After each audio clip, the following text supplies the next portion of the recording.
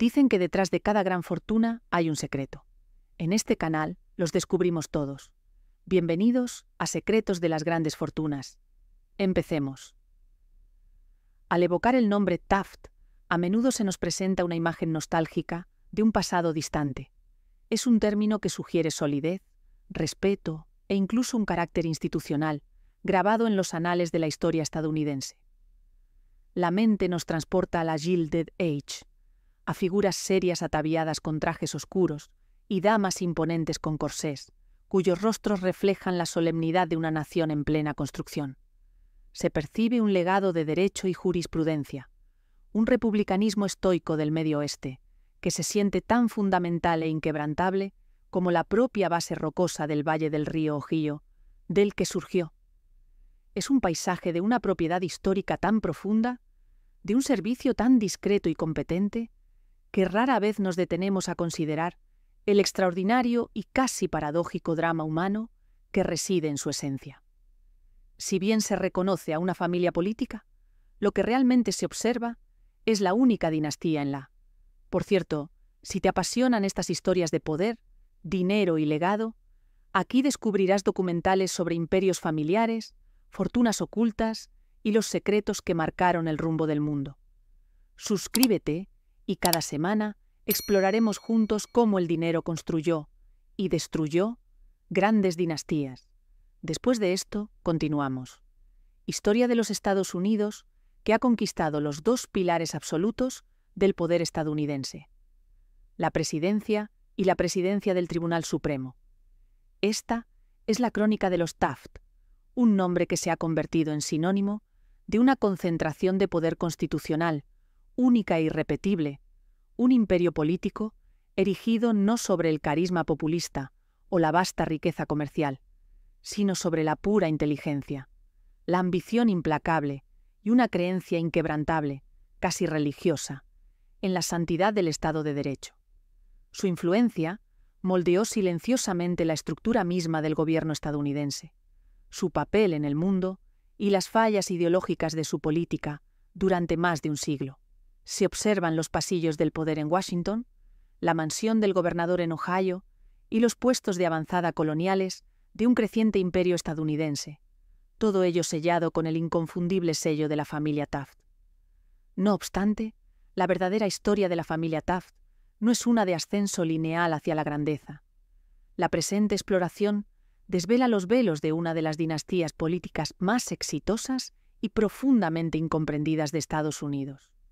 Esta es la historia de cómo la feroz ambición de un patriarca forjó un camino a la grandeza para sus hijos, y cómo ese camino condujo a un pináculo de poder que fue a la vez un logro culminante y una jaula dorada y asfixiante.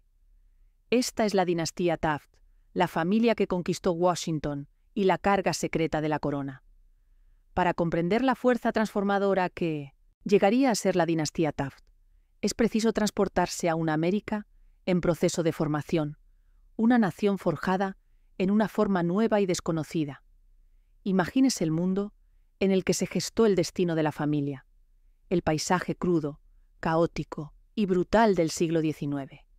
Esta era una América que lidiaba con su propia alma después de una sangrienta guerra civil, una nación que se precipitaba hacia una era de capitalismo industrial indómito, de ciudades en expansión ennegrecidas por el humo del carbón y de máquinas políticas que funcionaban con el soborno y el clientelismo. Fue la era que Mark Twain bautizaría como la Gilded Age, una época de fortunas asombrosas y pobreza espantosa, donde las reglas de este nuevo mundo aún se estaban escribiendo, a menudo en el lenguaje del poder y la codicia. El aire estaba cargado con el humo de la industria y los fervientes, a menudo violentos, debates sobre el futuro de la nación.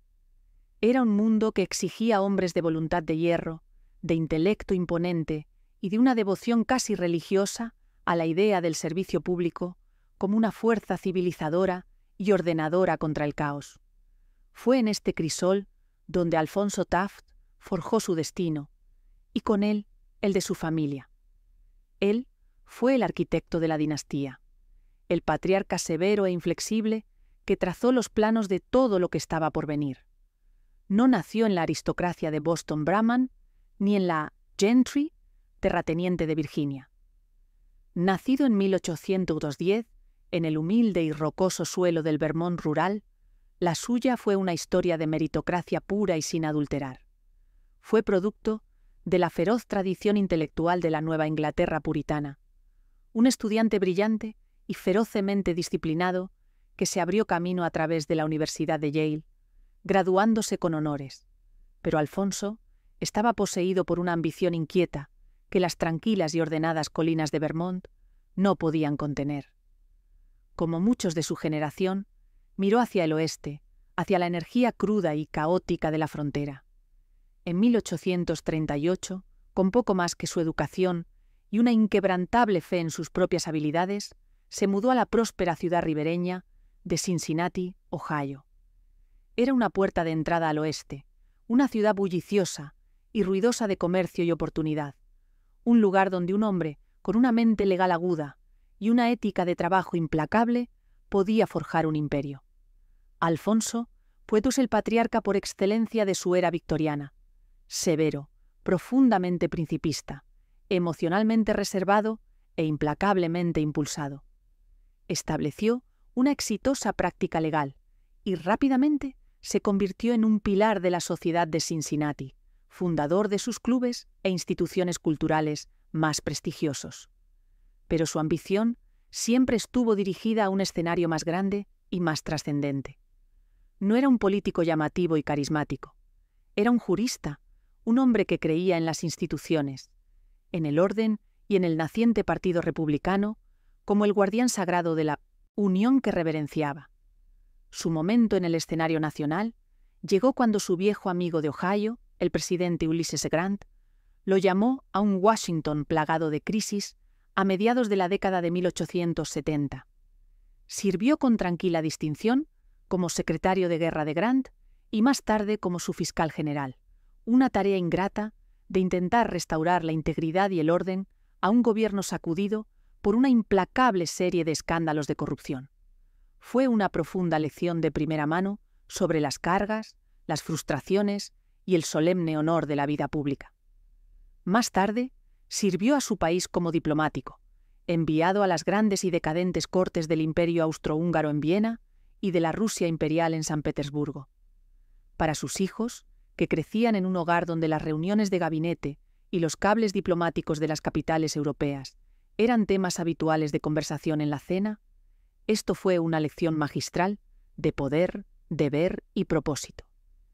Imagínese ser un joven impresionable como su hijo favorito, William Howard, escuchando cartas leídas en voz alta que describían el opulento palacio de Hofburg o la fría e imponente grandeza del Palacio de Invierno.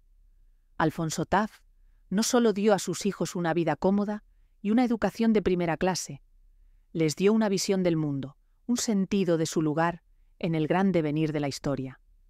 Les inculcó un profundo y casi sagrado sentido del noblesse oblige. Les enseñó que ser un Taft era servir a la nación, defender la ley como la más alta expresión de la civilización y ser un administrador de sus frágiles instituciones.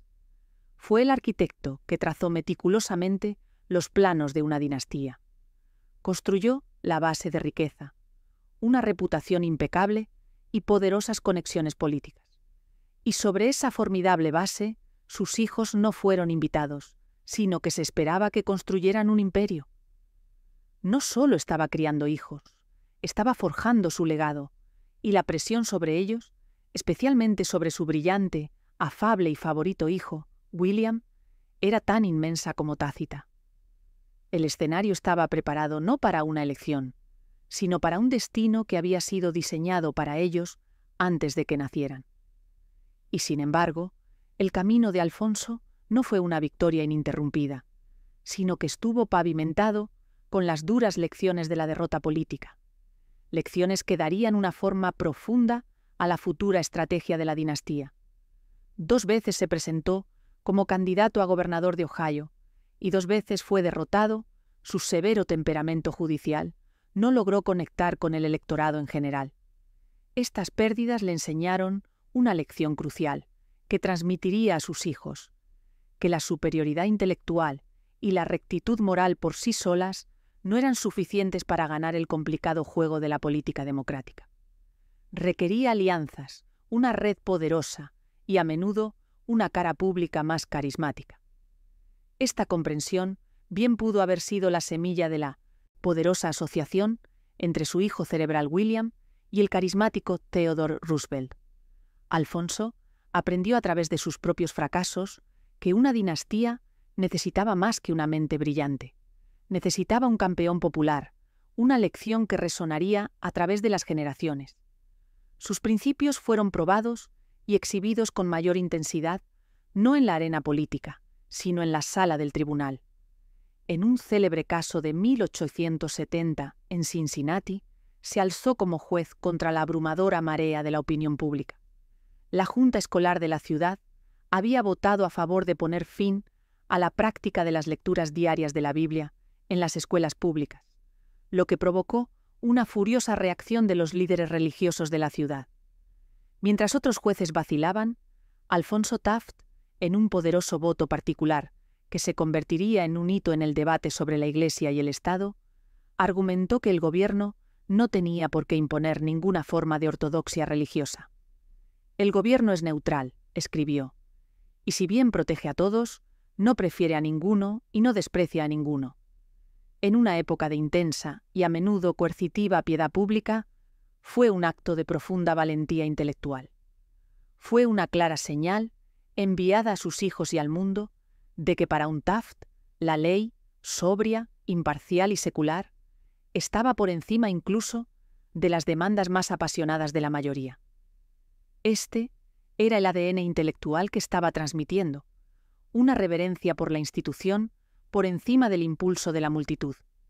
Esta inquebrantable integridad lo convirtió en el hombre perfecto para un trabajo imposible, cuando el presidente Grant lo llamó a Washington. El segundo mandato de Grant se estaba ahogando en un mar de corrupción, con el escándalo del círculo del whisky y otros esquemas que implicaban a algunos de los más altos funcionarios del país. Alfonso fue traído como limpiador, un hombre cuya reputación era tan impecable que su sola presencia debía señalar un retorno a la honestidad. Imagínese la presión de entrar en ese vacío ético, encargado de restaurar la fe en un gobierno que el público veía cada vez más como una cueva de ladrones.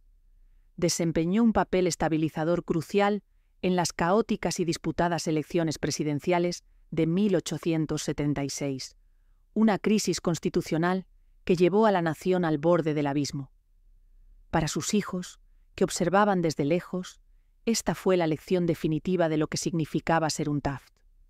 Ser el único hombre en quien se podía confiar cuando todo el sistema parecía colapsar. Ser un baluarte de orden contra la marea del caos y la corrupción. Su servicio no fue solo un logro profesional, fue la forja de la marca familiar. La segunda generación de la familia Taft fue su edad de oro, la era en la que las ambiciones desmedidas del patriarca se materializaron a una escala que incluso él, en sus momentos más audaces, habría encontrado asombrosa. Pero este triunfo histórico no fue la historia de un único hombre solitario. Fue una interacción compleja y fascinante de personalidades, una verdadera corte familiar con su propio rey, brillante pero reacio, su reina ferozmente ambiciosa, y su indispensable canciller entre bastidores. Juntos, impulsarían el nombre Taft a una altura de poder única en la historia estadounidense. En el centro de esta constelación se encontraba William Howard Taft.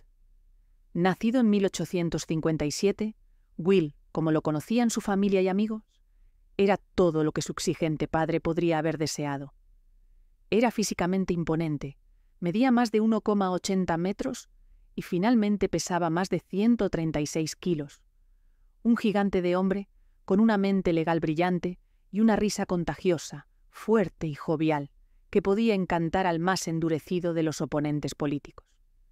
Siguió el camino bien recorrido de su padre a la Universidad de Yale, donde no fue solo un erudito, sino una querida figura del campus. Fue un atleta consumado, miembro de la secreta y poderosa Sociedad Skull and Bones, y se graduó segundo en su clase de 121.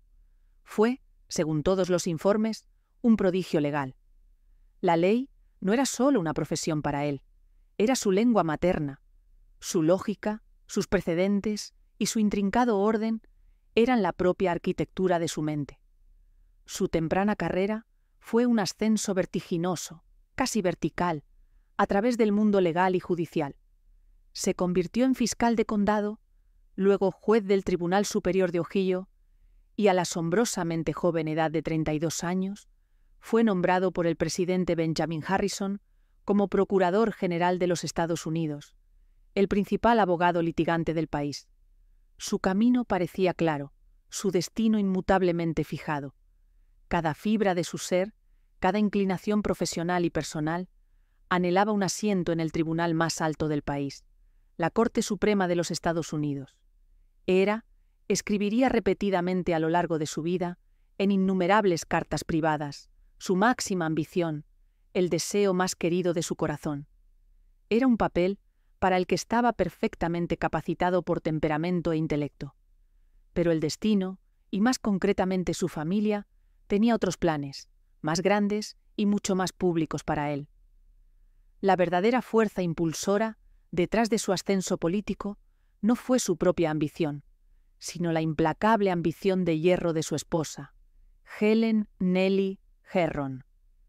Nellie era una mujer formidable y brillante, producto de una familia de Cincinnati con conexiones políticas. Era aguda, culta, ferozmente inteligente y profundamente frustrada con los roles severamente limitados disponibles para las mujeres de su época, por muy dotadas que fueran. Su padre había sido socio legal del presidente Rutherford B. Hayes y ella había crecido en la órbita embriagadora del poder nacional, incluso visitando la Casa Blanca de joven. Vio en su brillante, afable y a veces exasperantemente poco ambicioso esposo el recipiente perfecto para sus propios sueños postergados. Mientras Will soñaba con la vida tranquila, académica y recluida de un juez, Nellie soñaba con la Casa Blanca, con una pasión ardiente y devoradora. Ella fue su estratega, su gerente, su confidente y su conciencia, empujándolo constantemente lejos del estrado judicial y hacia la arena política. La suya fue una asociación de afecto profundo y genuino, pero también fue una definida por una profunda tensión tácita entre su naturaleza plácida y su voluntad de hierro. La otra figura clave en su corte, un hombre que no era de la familia por sangre, sino por un vínculo de profunda amistad política y personal, era Theodore Roosevelt. Roosevelt, la fuerza de la naturaleza vibrante, enérgica y casi sobrehumana, vio en el tranquilo y metódico Taft a un amigo leal, un brillante administrador y un complemento perfecto para su propia personalidad impulsiva. Se convirtió en el mentor de Will, su campeón y su pasaporte a los más altos escalones del poder.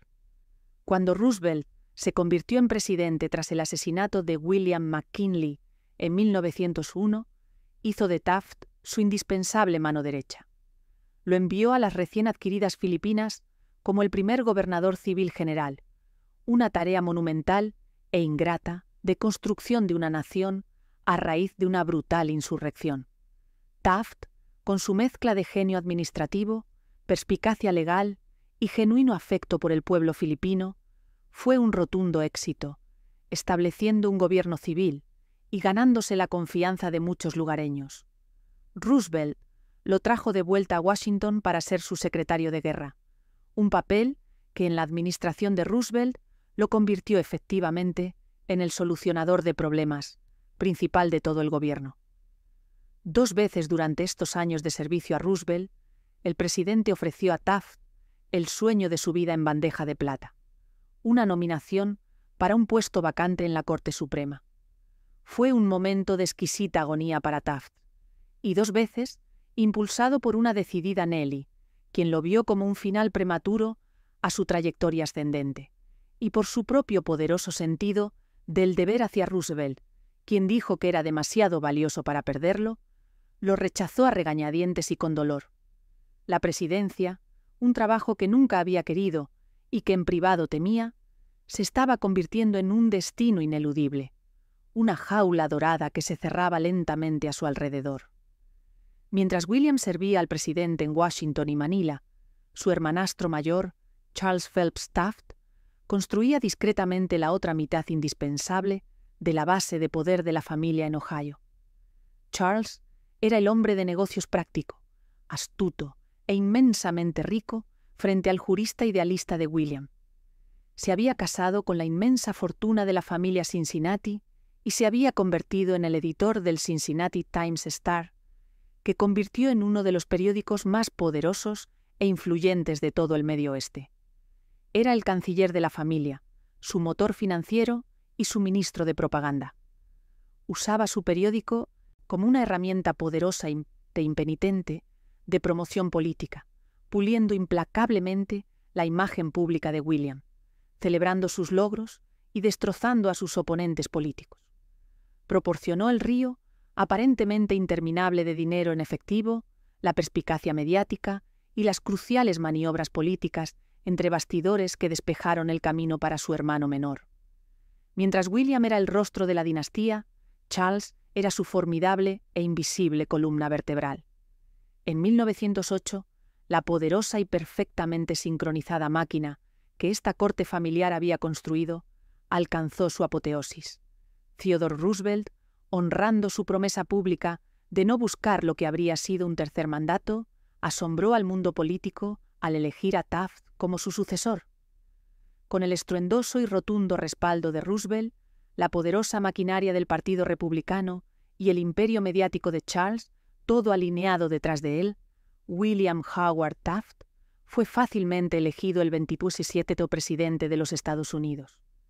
El hijo de Alfonso Taft había alcanzado la cumbre del poder estadounidense. El sueño de toda la vida de Nellie Taft se había realizado triunfalmente. Tenía a su marido en la Casa Blanca. Pero para el nuevo presidente, el hombre que ahora ocupaba el cargo más poderoso del mundo, la victoria se sintió menos como una coronación y más como el comienzo de una larga y difícil sentencia. Encontró que la presidencia era un cargo profundamente solitario, aislante y gravoso. Era un juez forzado por el destino y la familia a ser un rey, y la corona, desde el primer día, le resultaba incómoda. Nellie, sin embargo, estaba en su elemento. No se contentaba con ser una primera dama pasiva. Tenía la intención de ser una compañera en el poder, una corregente en todo, menos en el nombre. Rompió con la tradición inmediatamente, eligiendo regresar a la Casa Blanca desde el Capitolio, sentada junto a su esposo en el carruaje, un lugar previamente reservado para el presidente saliente. Fue un símbolo pequeño pero poderoso de su intención. Tenía grandes planes, no solo para la vida social de la Casa Blanca, sino para su paisaje físico, famosamente organizando la plantación de los icónicos cerezos japoneses que aún florecen en Washington, D.C. cada primavera. Pero apenas unos meses después de la presidencia, la tragedia golpeó. Nellie sufrió un derrame cerebral debilitante que la dejó incapaz de hablar claramente durante más de un año. Para una mujer cuyo poder era su intelecto y su voz, fue un golpe devastador. Y para su esposo, el presidente reacio, fue una profunda crisis. Perdió no solo la compañía de su esposa, sino a su principal asesora política y su mayor fuente de fortaleza, dejándolo más aislado que nunca en un papel que ya le desagradaba.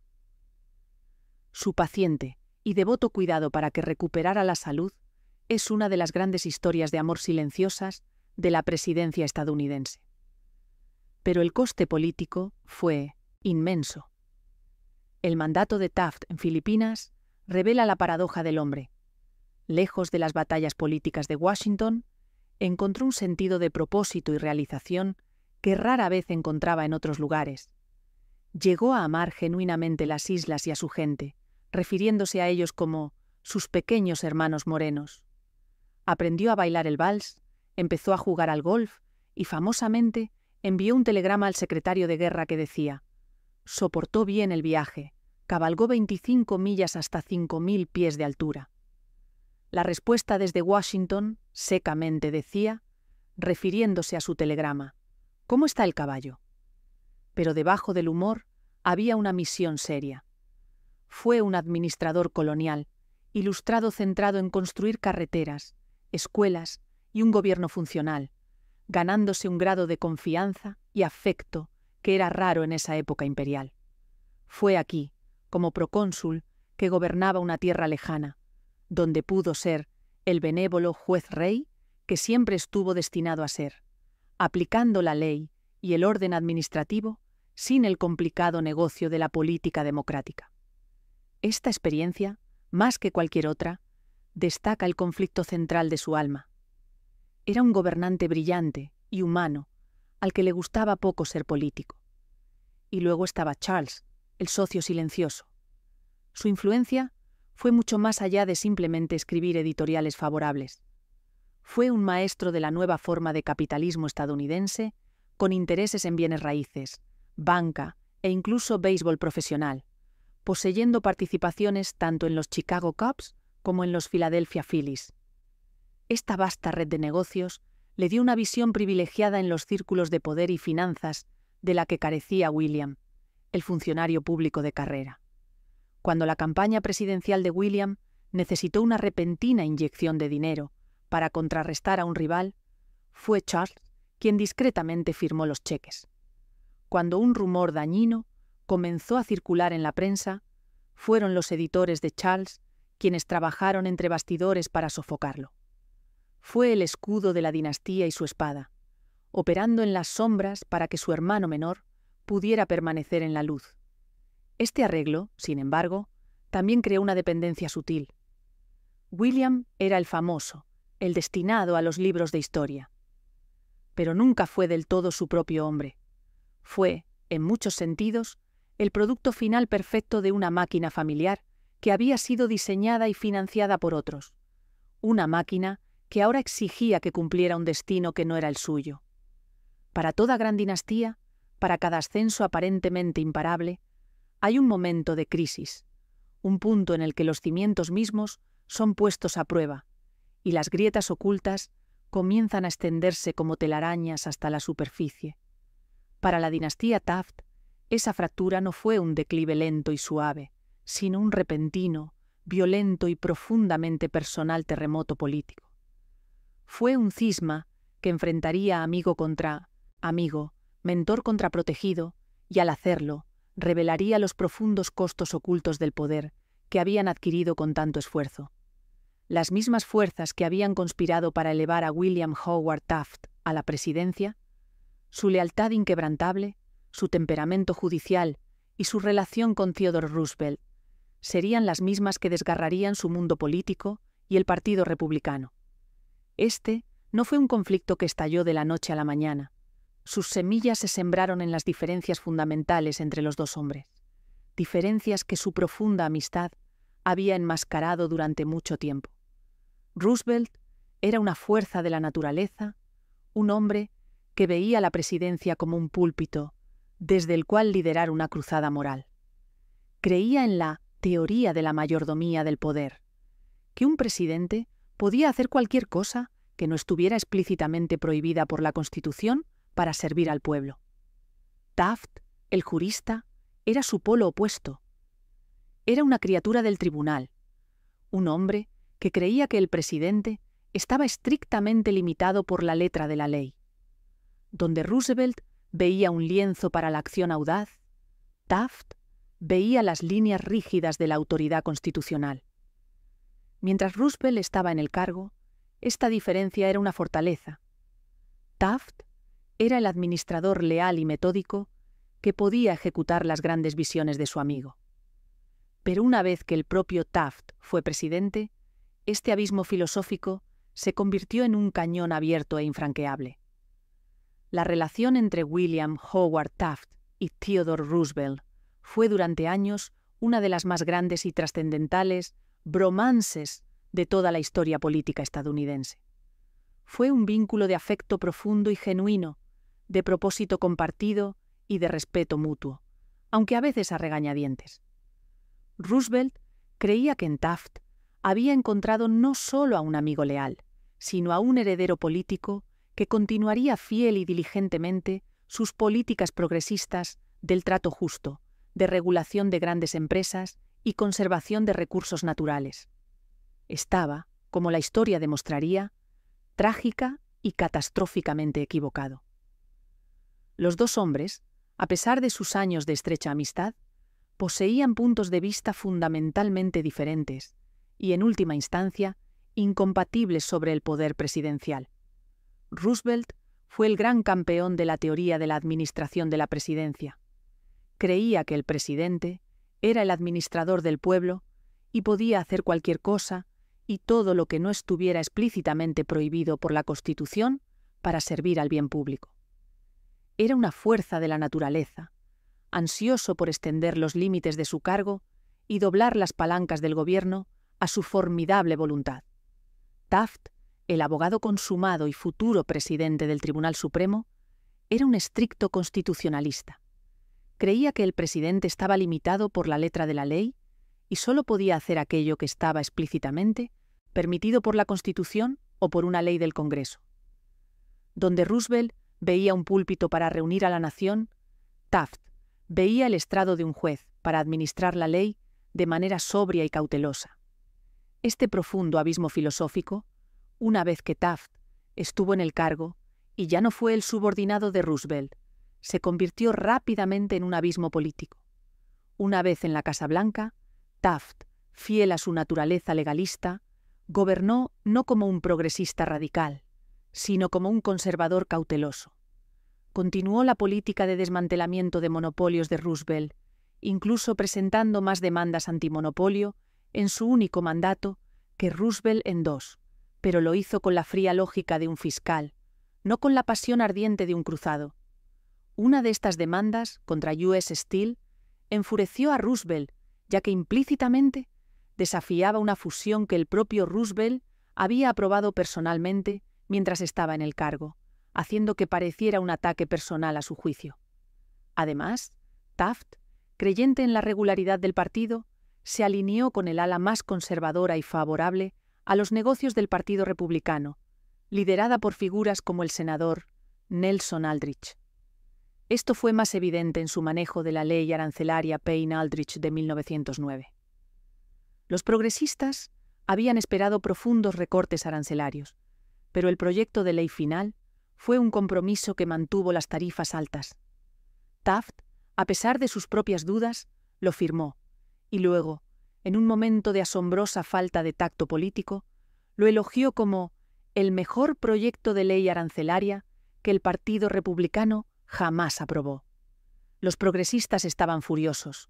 Desde su exilio autoimpuesto en un gran safari africano, Roosevelt comenzó a escuchar un flujo constante de susurros, luego gritos urgentes de traición.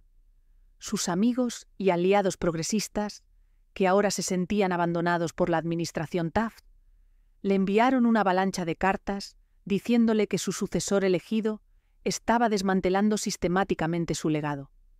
La ruptura final e imperdonable llegó en 1910 por lo que se conoció como el asunto Ballinger-Pinchot. Richard Ballinger, secretario del Interior de Taft, fue acusado por Gifford Pinchot, el jefe forestal de la nación, de usar indebidamente su cargo para ayudar a intereses comerciales a acceder a campos de carbón protegidos en Alaska. Pinchot no era un funcionario cualquiera, era un conservacionista pionero, un progresista cruzado y uno de los amigos y confidentes más cercanos y queridos de Theodore Roosevelt. Taft, después de una revisión, se puso del lado de su secretario de gabinete, Ballinger. Cuando Pinchot continuó atacando públicamente a Ballinger, esencialmente acusando a la administración de corrupción, Taft sintió que no tenía otra opción. Despidió a Pinchot por insubordinación. Para Roosevelt, esto fue más que un desacuerdo político o un asunto de personal. Fue un ataque profundamente personal, una declaración de guerra a la causa de la conservación y al propio Roosevelt.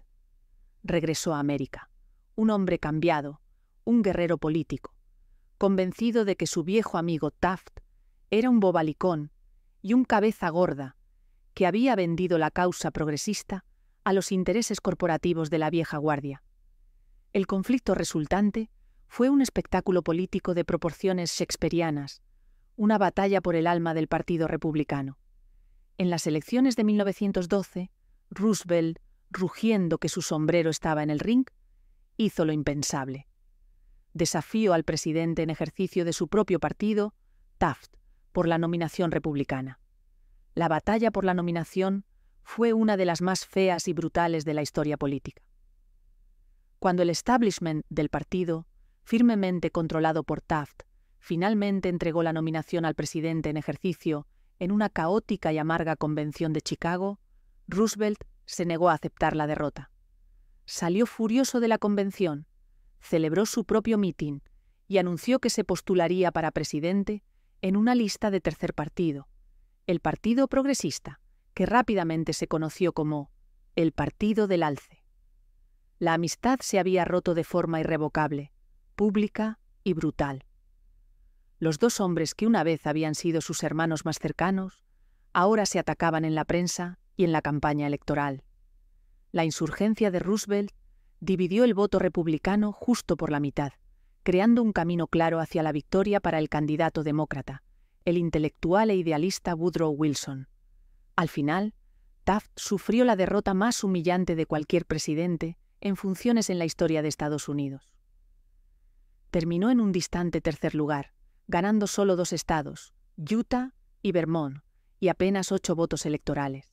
La gran máquina política que los Taft habían construido con tanto cuidado durante 2 generaciones, ahora yacía en ruinas, destruida por el mismo hombre que había sido su principal arquitecto y campeón más poderoso.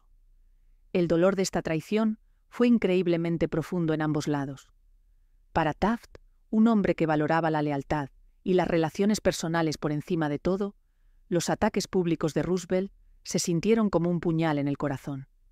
Estaba genuinamente desconcertado y herido, creyendo que había gobernado honorablemente y de acuerdo con su deber constitucional. En cartas privadas, lamentó la pérdida de su viejo amigo con una profunda tristeza. «No veo cómo voy a superar esta campaña», le escribió a un pariente. «Es una pesadilla».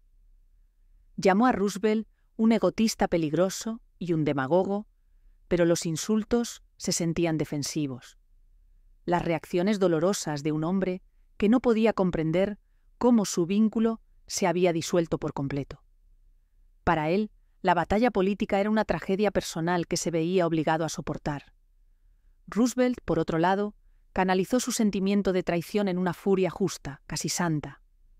Vio las acciones de Por, cierto, si te interesa entender cómo nacieron las grandes fortunas, los imperios empresariales y las familias que dominaron la historia, en este canal cada semana te esperan historias reales que mezclan ambición, poder y destino.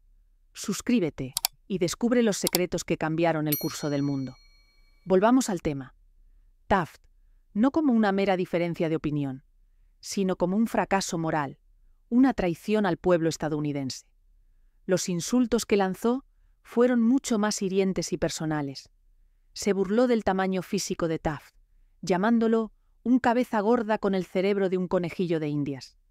En un discurso en el Carnegie Hall, declaró que Taft era un inepto con un rasgo de mediocridad, que se había rendido a los jefes y a los intereses especiales. Estaba en una cruzada, y en su mente, Taft ya no era un amigo que se había descarriado. Era un enemigo del progreso que necesitaba ser vencido. Fue un espectáculo público impactante y brutal, ya que 2 gigantes de la política estadounidense, una vez los aliados más cercanos, utilizaron sus inmensas plataformas para intentar destruirse mutuamente. La Convención Republicana, de 1912 en Chicago, se convirtió en el escenario del acto final y explosivo de este drama político. La atmósfera era eléctrica, un polvorín de emoción cruda e intriga política.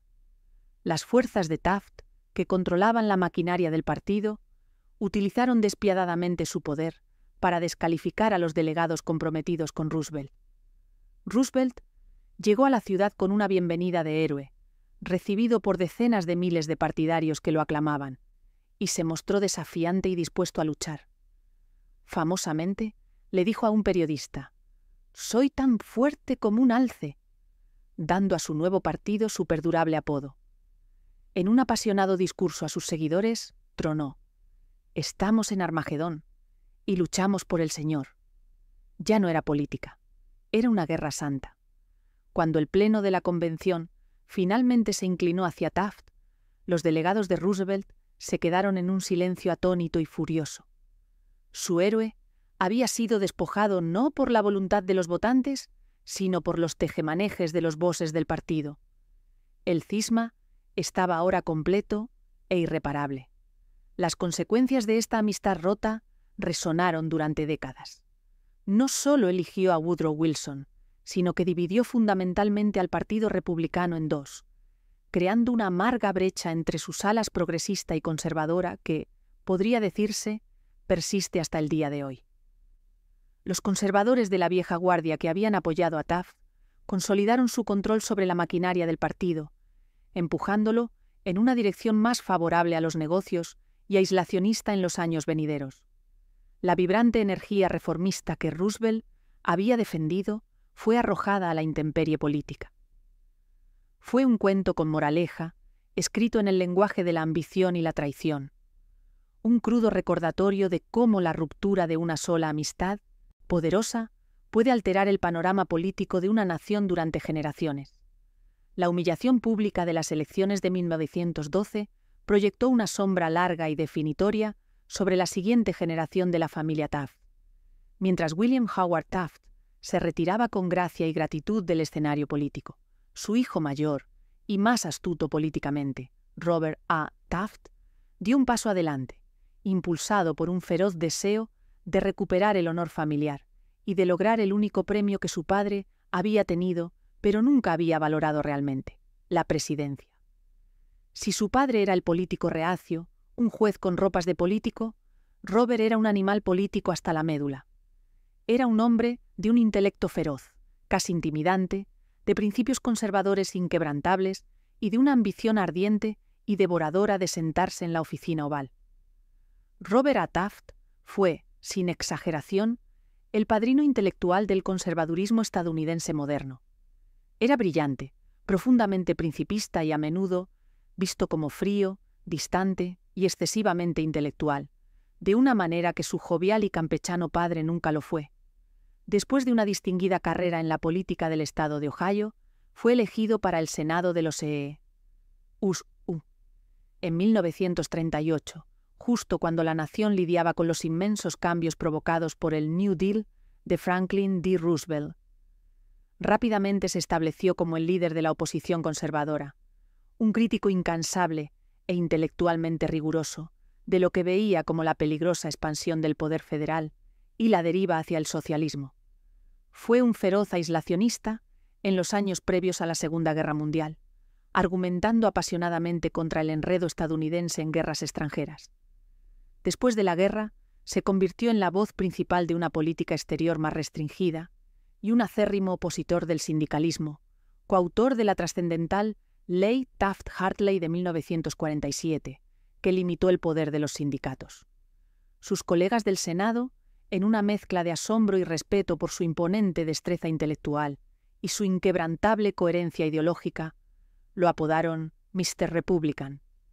Para millones de conservadores de todo el país, no era solo un político, era su corazón, su alma y su cerebro.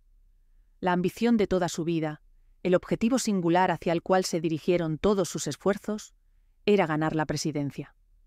Buscó la nominación republicana 3 veces distintas, y cada vez le fue denegada de una manera desgarradora, casi cruel. En 1940, con la guerra en Europa cerniéndose, su postura aislacionista estaba desfasada con el momento, y perdió la nominación ante el outsider más carismático e internacionalista, Wendell Willkie. En 1948 era el favorito de la base conservadora del partido, pero fue superado en una sorprendente derrota por el gobernador más moderado de Nueva York, Thomas Dewey, quien luego perdió las elecciones generales ante Harry Truman. Pero su derrota más angustiosa y definitiva llegó en 1952. Para entonces era el campeón indiscutible del ala conservadora del Partido Republicano. Contaba con la lealtad de los fieles del partido, las organizaciones estatales del partido, y la nominación parecía por fin estar a su alcance. Pero el ala moderada, internacionalista y del establishment del este del partido, liderada por figuras como Dewey, estaba aterrorizada ante una presidencia de Taft. Temían que su política exterior no intervencionista fuera peligrosamente ingenua para el apogeo de la Guerra Fría, y creían que su semblante sombrío y profesoral lo haría inelegible contra un demócrata popular. Buscaron desesperadamente un contendiente, un héroe que pudiera detener a Taft. Encontraron a su hombre en una figura que ni siquiera se había declarado republicano. El general Dwight D. Eisenhower, el amado y universalmente admirado comandante supremo de las fuerzas aliadas en la Segunda Guerra Mundial. La batalla por la nominación de 1952 fue una lucha encarnizada y sin cuartel por el alma del Partido Republicano. Taft tenía la profunda lealtad de la base ideológica del partido, pero Eisenhower contaba con el abrumador amor del pueblo estadounidense. En la Convención Republicana de Chicago, después de una serie de brutales enfrentamientos en el Pleno por las listas de delegados impugnadas de los estados del sur, las fuerzas de Eisenhower, con su superior operación mediática y política, triunfaron por un estrecho margen. Robert A. Taft, Mr. Republican, el hombre que había dedicado toda su vida a la causa conservadora y a la búsqueda de la presidencia, se le había negado su sueño por última vez. En un gesto de suprema lealtad al partido, concedió graciosamente y hizo campaña por Eisenhower, pero el sueño estaba muerto. Poco después, se le diagnosticaría un cáncer de rápida propagación y moriría apenas un año después, en 1953. Fue una tragedia generacional profunda y muy sentida. El hijo que desesperadamente quería la Casa Blanca nunca pudo llegar allí, mientras que el padre, que nunca la quiso en primer lugar, se vio obligado a aceptarla solo para verla terminar en desastre. La dinastía Taft, al parecer, estaba destinada a que se le negara el único premio que ahora realmente, desesperadamente, anhelaba. El conservadurismo de Robert no era una cuestión de conveniencia política.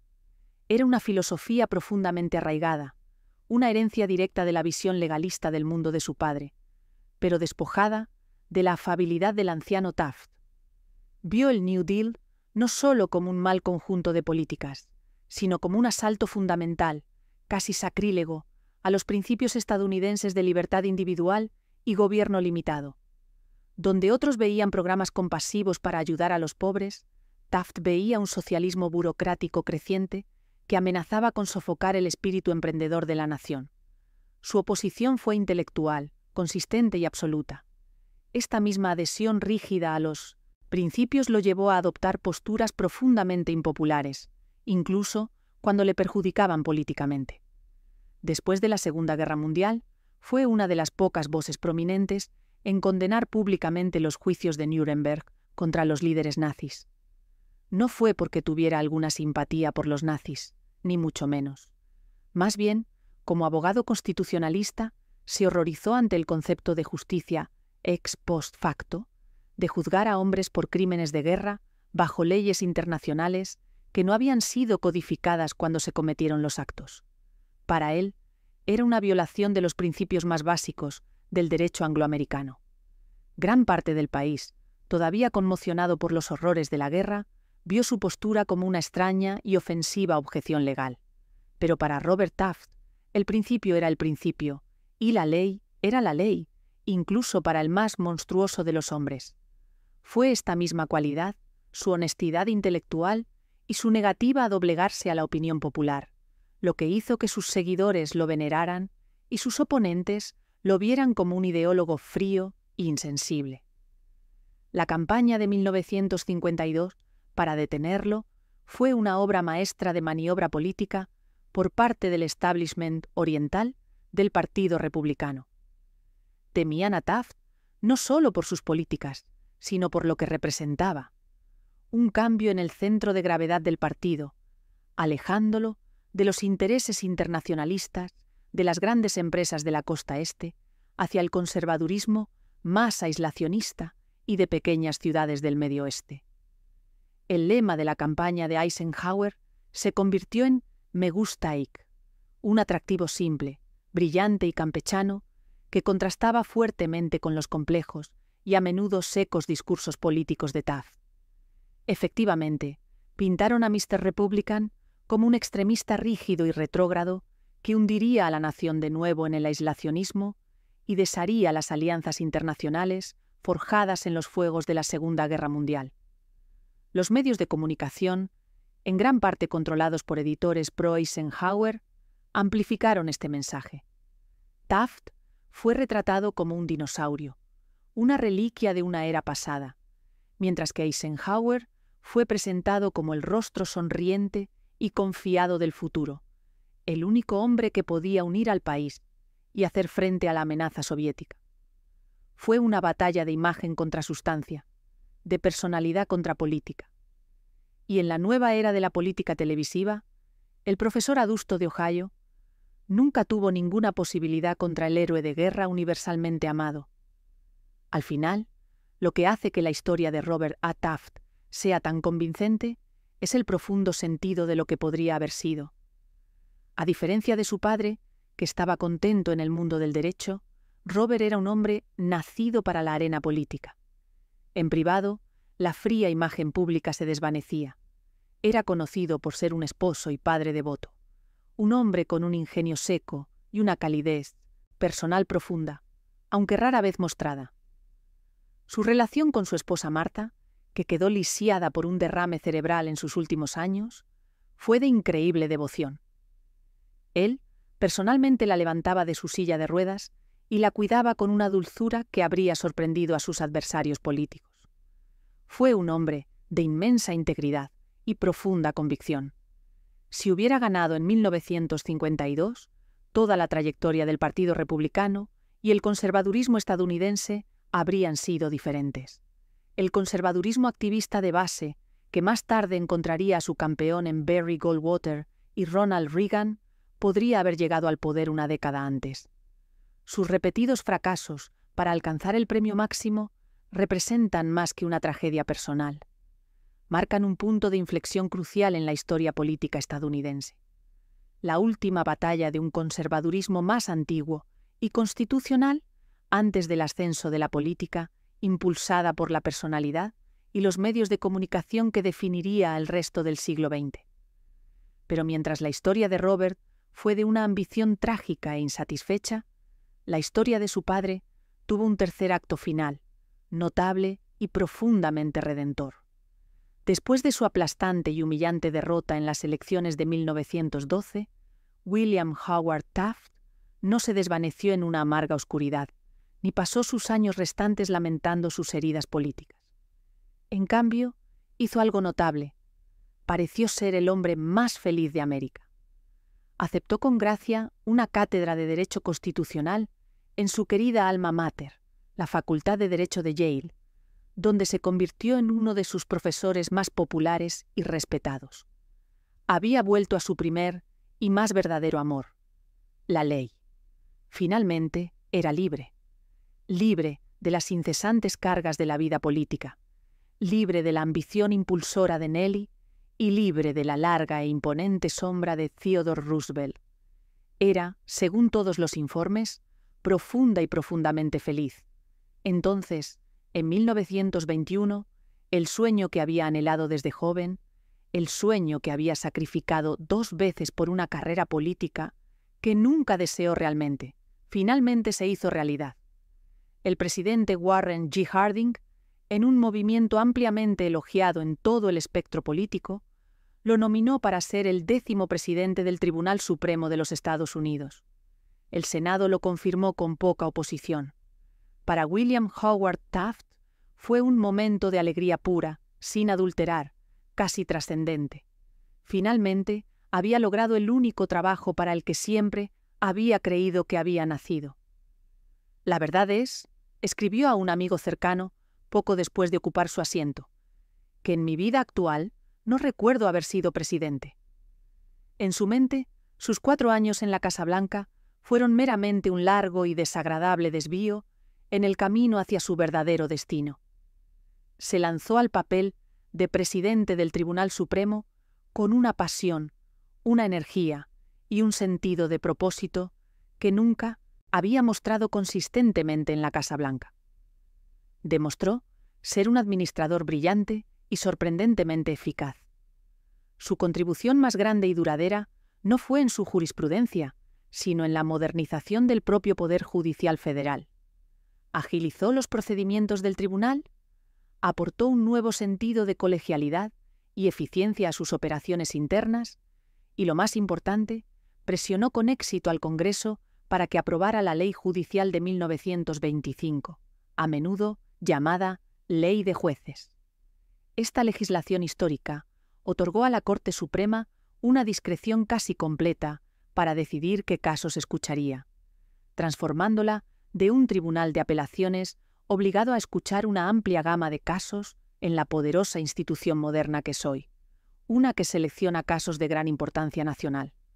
También encabezó el esfuerzo para construirle a la Corte Suprema su propio y magnífico edificio, dando al tribunal un hogar físico y un símbolo de su estatus como rama de gobierno coigual. Como jurista, fue un conservador moderado, creyente en el precedente y la moderación judicial. Pero su verdadero don era como constructor de consensos, amado por sus colegas. Desde el archiconservador Willis Van Devanter hasta el gran disidente liberal Oliver Wendell Holmes Jr., por su calidez, su generosidad de espíritu y su buen humor. Sirvió como presidente del Tribunal Supremo durante 9 años, un periodo que más tarde describió como el más feliz de su vida, hasta que su salud debilitada lo obligó a retirarse a principios de 1930. Murió solo un mes después. Fue un final profundamente pacífico y satisfactorio para una vida pública tumultuosa y a menudo infeliz. Sigue siendo la única persona en la historia de Estados Unidos que ha ocupado tanto el cargo ejecutivo más alto de la nación como su cargo judicial más alto. Pero la verdadera historia triunfante de William Howard Taft es la historia de un hombre que encontró su mayor éxito, su felicidad más profunda y su legado más duradero no en el asombroso poder de la presidencia, sino en la tranquila y ordenada majestad de la ley. Había ganado el mundo, pero solo al renunciar a ese mundo se encontró verdaderamente a sí mismo y cumplió su propio destino. Fue el mayor y más personal triunfo de la familia. Su naturaleza jovial transformó por completo la atmósfera del tribunal, que a menudo había sido un lugar de formalidad rígida y rivalidades latentes. Taft se propuso fomentar un sentido de familia entre los jueces, animándolos a almorzar juntos y visitándolos personalmente en casa si estaban enfermos. Su rotunda carcajada resonaba por las cámaras del tribunal, rompiendo la tensión durante las conferencias contenciosas. Famosamente, comentó que tenía que masajear las opiniones de sus colegas para llevarlos a un consenso. Esta colegialidad no era solo una fachada, era una parte clave de su estrategia judicial, lo que le permitía presidir un tribunal notablemente unificado y eficiente. Incluso inició una nueva tradición, que los 9 jueces se dieran la mano antes de cada conferencia y cada sesión en el estrado, un ritual que continúa hasta el día de hoy como símbolo de su propósito compartido, a pesar de sus diferencias personales o filosóficas. La visión de Taft para un poder judicial poderoso e independiente fue literalmente grabada en piedra. Durante toda su historia, la Corte Suprema había sido una especie de nómada gubernamental, celebrando sus sesiones en varias salas del edificio del Capitolio, más recientemente en la abarrotada antigua sala del Senado. Para Taft, esto era un símbolo inaceptable de la subordinación del poder judicial al poder legislativo. Argumentó, presionó y convenció al Congreso durante años, insistiendo en que el tribunal necesitaba su propio templo, un edificio que encarnara su estatus como rama coigual del gobierno. Él mismo supervisó la comisión que eligió a Cass Gilbert como arquitecto y supervisó el diseño del magnífico edificio neoclásico que conocemos hoy, aunque no viviría para ver su finalización. El majestuoso edificio de la Corte Suprema, con sus grandes columnas de mármol y la inscripción «Justicia igualitaria bajo la ley», es tanto un monumento a la visión del presidente del Tribunal Supremo Taft como a la propia ley. Si bien fue principalmente un administrador, su filosofía judicial fue clara y consistente. Creía profundamente en un gobierno central fuerte y en el poder del poder ejecutivo, una visión irónicamente más alineada con su viejo amigo Roosevelt que con su propia presidencia cautelosa. En el trascendental caso Myers contra Estados Unidos de 1926, Taft escribió una amplia opinión mayoritaria que afirmaba la autoridad del presidente para destituir a los funcionarios de la rama ejecutiva sin la aprobación del Senado. Fue una poderosa defensa de la independencia ejecutiva, y casi se puede escuchar la voz del expresidente frustrado finalmente dando su opinión, articulando una visión del poder presidencial desde la seguridad y la comodidad del sillón de presidente del Tribunal Supremo. Fue un fallo que fortaleció dramáticamente la presidencia para todos los que lo seguirían. Los últimos años de su vida fueron una carrera tranquila contra su propia salud en declive. Su peso, una lucha de toda la vida, contribuyó a problemas cardíacos. Sin embargo, se aferró a su trabajo con una devoción feroz. Sus asociados señalaron que, incluso a medida que su cuerpo se debilitaba, su mente permanecía tan aguda y su espíritu tan alegre como siempre. Cuando quedó claro que ya no podía desempeñar sus funciones, su renuncia fue un momento de profunda y silenciosa dignidad. Había logrado todo lo que realmente había querido. No solo había llegado a su tierra prometida, sino que la había remodelado para las generaciones venideras. Su doble carrera es un monumento único en el paisaje estadounidense. Un testimonio de la idea de que el mayor poder no siempre reside en el cargo más alto, sino en el lugar donde la pasión y el propósito finalmente se alinean perfectamente. Después de las imponentes alturas históricas, alcanzadas por William Howard Taft, y las feroces batallas ideológicas libradas por su formidable hijo Robert, la historia de la dinastía Taft se convierte en un largo, lento y elegante desvanecimiento del escenario nacional. El intenso fuego de ambición que había ardido tan brillantemente y con tales consecuencias durante 2 generaciones comenzó a enfriarse, reemplazado por un sentido más tranquilo, más modesto y más local de servicio público. El nombre aún conllevaba un inmenso peso y prestigio, especialmente en su estado natal de Ohio. Pero la era de los Taft, como una fuerza dominante que moldeaba la historia en la política nacional, llegaba a su fin. Las generaciones siguientes fueron ecos honorables de un pasado poderoso, no los ambiciosos arquitectos de un nuevo futuro. Los otros hijos del presidente Taft ya habían elegido caminos que los alejaban del resplandor cegador de la política nacional. Su única hija, Helen Taft Manning, se convirtió en una distinguida académica, una respetada profesora de historia y decana del prestigioso Bryn Mawr College. Forjó su propio legado significativo en el mundo de la educación, dedicando su vida a formar mentes jóvenes en lugar de políticas públicas. Su hijo menor, Charles Phelps Taft II, llamado así por su poderoso tío, se convirtió en un muy admirado alcalde reformista de Cincinnati. Fue un republicano liberal, a la usanza de su tío, conocido por su integridad intachable, su profunda fe cristiana y su incansable compromiso con la mejora cívica y el buen gobierno. Fue un pilar de su comunidad, una figura local querida, pero su influencia, por elección propia, siguió siendo local. La línea política directa del Mr. Republican continuó a través de su hijo, Robert Taft Jr., quien siguió los pasos bien trillados de su padre, sirviendo en la legislatura del estado de Ohio, y más tarde, tanto en la Cámara de Representantes de los E.U. como en el Senado de los E.T.U. Fue un legislador respetado y diligente, aunque no particularmente dinámico, un conservador moderado que mantuvo fielmente la reputación impecable de la familia por el trabajo duro y la integridad. Era un Taft, y en Ohio eso todavía significaba mucho, pero carecía de la ardiente fuerza intelectual de su padre y de la histórica estatura nacional de su abuelo. La dinastía continuaba, pero con una fuerza claramente menguante. La antorcha se pasaba, pero cada vez su brillante llama parecía arder un poco menos. El acto final de la dinastía política Taft, el capítulo final de esta saga centenaria, se desarrolló donde todo había comenzado, en el estado de Ohio. Bob Taft, hijo de Robert Jr. y bisnieto del presidente, fue elegido gobernador de Ohio en 1998, ganando un segundo mandato en 2002.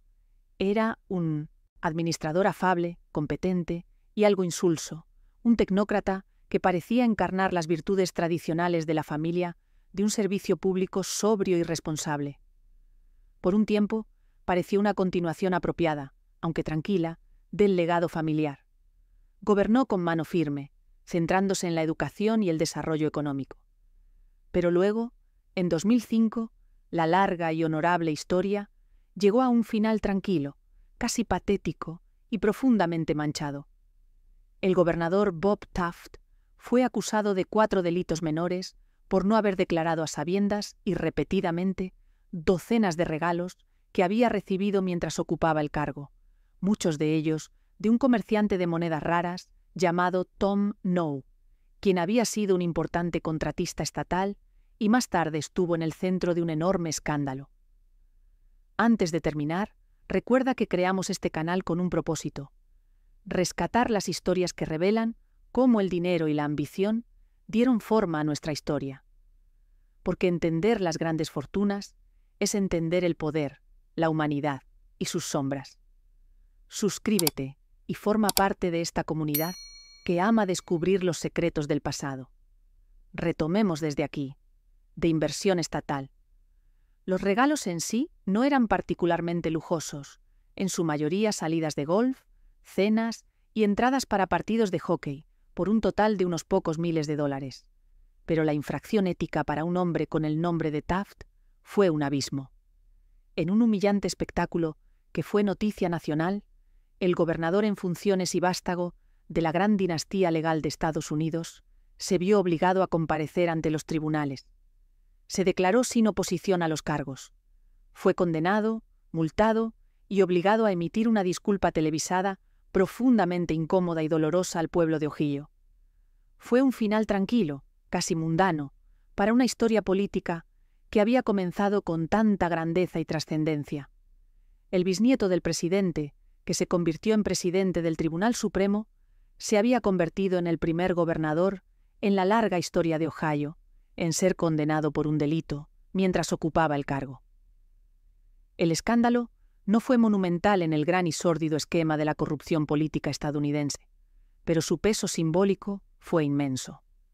Manchó lo único que la familia, a lo largo de su larga historia, siempre había tenido más caro: su reputación de integridad y rectitud intachables.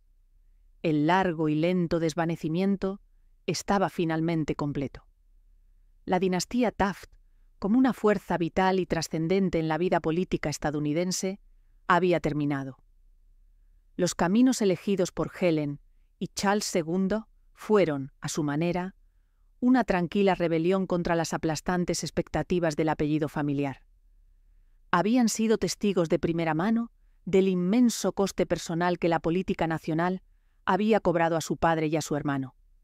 Vieron la humillación pública, las brutales traiciones y el implacable escrutinio. En lugar de intentar reclamar ese escenario nacional, eligieron construir legados a una escala más humana. Charles, en particular, se convirtió en una figura fascinante. Era todo lo que su famoso hermano Robert no era: un progresista, un internacionalista y un defensor del trabajo organizado, quien fue el primer presidente del Consejo Federal de Iglesias. Fue un Taft que rompió el molde político, demostrando que el compromiso de la familia con el servicio público podía manifestarse de otras maneras que no fueran la política republicana conservadora. Su exitosa carrera de décadas en Cincinnati fue un testimonio de la idea de que una vida de gran significado e impacto podía vivirse lejos del centro de poder. Robert Taft Jr., por otro lado, aceptó el pesado manto del legado de su padre. Pero el mundo político que heredó era muy diferente. Era un hombre atrapado entre dos épocas. Llevaba el nombre de Mr. Republican. Sin embargo, sus propios instintos políticos eran mucho más moderados y conciliadores. Sirvió en el Senado durante los tumultuosos años de la Guerra de Vietnam y el escándalo Watergate, una época en que las viejas certezas de la generación de su padre se desmoronaban. Sus colegas lo describieron como un hombre reflexivo y decente, pero que parecía más bien agobiado que empoderado por su famoso nombre. Se le medía constantemente con la imponente reputación intelectual de su padre y la estatura histórica de su abuelo, un estándar imposible de cumplir para cualquier hombre. Su carrera fue honorable, pero nunca transformadora. Fue un guardián de un legado, no el constructor de uno nuevo. También es cierto que el declive de la dinastía Taft no fue únicamente una cuestión de ambición personal o fortuna política. La propia naturaleza de la política estadounidense estaba cambiando a su alrededor. El auge de la televisión, el declive de las antiguas máquinas partidistas y la creciente importancia de la recaudación de fondos y los candidatos carismáticos y hábiles en los medios de comunicación crearon un panorama poco adecuado para la marca tradicional de servicio público sobrio, intelectual y a menudo distante de los Taft. Eran una dinastía construida para una era de instituciones, de negociaciones a puerta cerrada y de debate respetuoso. Estaban mal equipados para una era de frases pegadizas, anuncios de ataque y fervor populista. La condena de Bob Taft fue el punto final triste de una historia que llevaba décadas llegando a su fin. Fue el final de un tipo particular de servidor público estadounidense, un ideal patricio de deber e integridad que, para bien o para mal, el mundo moderno había dejado en gran parte atrás. Mirando hacia atrás a lo largo de las décadas, la historia de la dinastía Taft emerge como un recordatorio poderoso, conmovedor y profundamente humano de que ningún imperio, político o de otro tipo, se construye sin un costo, y que ningún legado es una herencia simple y sin complicaciones. No es una historia lineal de progreso inexorable, sino una saga dramática del deber, chocando con el deseo, de la ambición pública y el dolor privado, y del inmenso, a menudo aplastante peso de un apellido que se convirtió en sinónimo tanto de triunfo como de tragedia. Alfonso Taft fue el arquitecto, un hombre severo de la Gilded Age, que construyó una formidable base de principios, intelecto y ambición. Soñó con una dinastía que serviría a la nación, y su hijo, William Howard Taft, hizo realidad ese sueño a una escala que fue, y sigue siendo, casi increíble. William fue una figura singular y única en la historia estadounidense, un hombre que alcanzó la cima absoluta de las ramas ejecutiva y judicial del gobierno, una hazaña que nunca se repetirá. Fue un rey reacio que encontró su presidencia como un purgatorio, pero también fue un juez brillante y alegre que encontró el propósito y la felicidad de su vida en los sagrados pasillos de la Corte Suprema. Su historia personal es una profunda meditación sobre la naturaleza del éxito, que nos obliga a cuestionar nuestras propias definiciones de realización. Dio a la nación décadas de servicio honorable y competente, un legado de silenciosos logros administrativos y un impacto estructural duradero en su sistema legal. Pero ese mismo legado brillante está inextricablemente, trágicamente ligado a la amarga fractura política de 1912, una disputa nacida de una amistad rota que desgarró un gran partido político y alteró fundamentalmente el curso del siglo XX. La historia de su hijo, Robert A. Taft, es uno de los grandes ¿qué hubiera pasado si? De la historia política estadounidense. Una tragedia shakespeariana del señor republicano, un hombre de inmenso intelecto y principios inquebrantables que vio su única ambición vital frustrada repetidamente y cruelmente. La dinastía que le siguió fue una de ecos honorables, de servicio diligente, en un tono más bajo, un largo y elegante desvanecimiento que terminó no con un estallido, sino con la silenciosa vergüenza pública de un pequeño escándalo ético. La historia de la familia Taft nos obliga a enfrentar preguntas incómodas y duraderas sobre la naturaleza de la vida pública en una democracia. ¿Cuál es el verdadero precio de la ambición? tanto para quienes la poseen como para quienes no.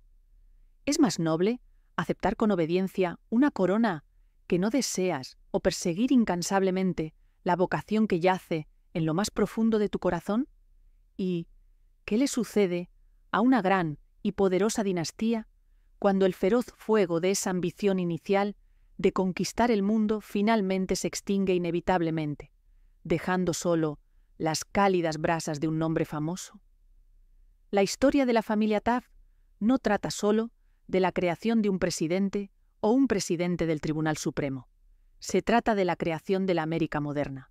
Se trata de las complejidades de la familia, la inmensa y a menudo insoportable carga de la herencia y la eterna tensión universal entre la vida que se nos da y la vida que finalmente elegimos para nosotros mismos. A medida que el nombre reside ahora tranquila y respetuosamente en los anales de la historia, deja atrás los poderosos fantasmas de su pasado, el genio del presidente reacio, los sueños incumplidos del señor republicano y las luchas silenciosas y honorables de las generaciones que estaban destinadas a vivir bajo sus formidables e ineludibles sombras. Su viaje es una historia singularmente estadounidense, una de inmensos logros y profunda melancolía, una historia que es verdadera y finalmente completa.